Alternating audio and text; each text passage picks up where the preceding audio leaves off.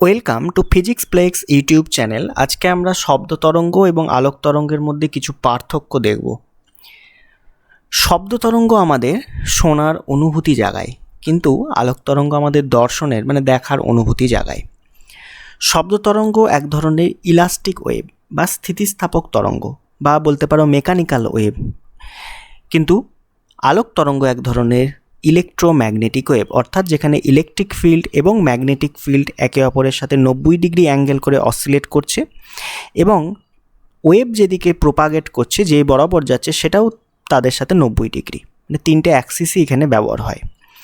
শব্দ তরঙ্গ হচ্ছে অনুদৈর্ঘ্য তরঙ্গ, অর্থাৎ যেদিকেই তরঙ্গ যাচ্ছে মাধ্যমের পার্টিকেলগুলো সেই দিকেই ভাইব্রেট করছে, অর্থাৎ এটা একটা লঙ্গিটিউডনাল ওয়েভ।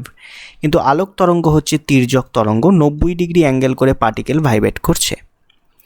শব্দ তরঙ্গ বিস্তারের জন্য আমার জড় মাধ্যম দরকার, শূন্যস্থানের মধ্য দিয়ে শব্দ যেতে পারে না, কিন্তু আলোক তরঙ্গ শূন্যস্থানের মধ্য দিয়েও যেতে পারে।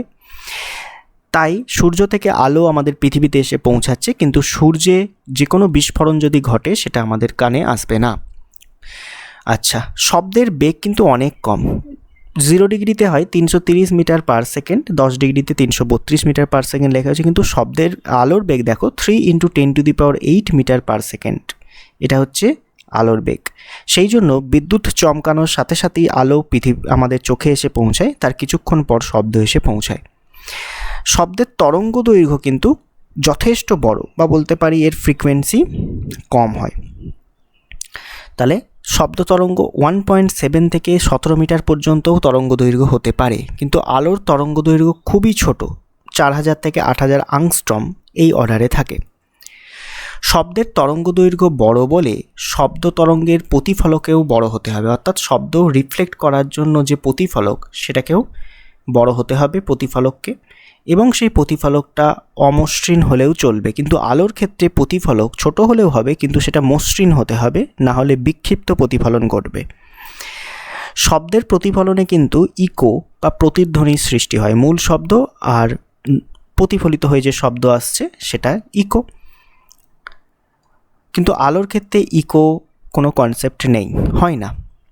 শব্দ তরঙ্গ সমাবর্তন হয় না, অর্থাৎ পোলারাইজেশন হয় না, যেহেতু এটা একটা অনুদৈর্ঘ্য তরঙ্গ। কিন্তু আলোক তরঙ্গ একটা তির্যক তরঙ্গ হওয়ার জন্য এর পোলারাইজেশন ঘটে, পোলারাইজেশন ফেনোমেনা হয়। আলোক তরঙ্গে পোলারাইজড করা যায়, যে কোনো একটা ডাইরেকশানে তার ভাইব্রেশনকে সীমাবদ্ধ করাকেই বলা হয় পোলারাইজেশন। এই শব্দ তরঙ্গ এবং আলোক তরঙ্গের মধ্যে কিছু সিমিলারিটিও রয়েছে।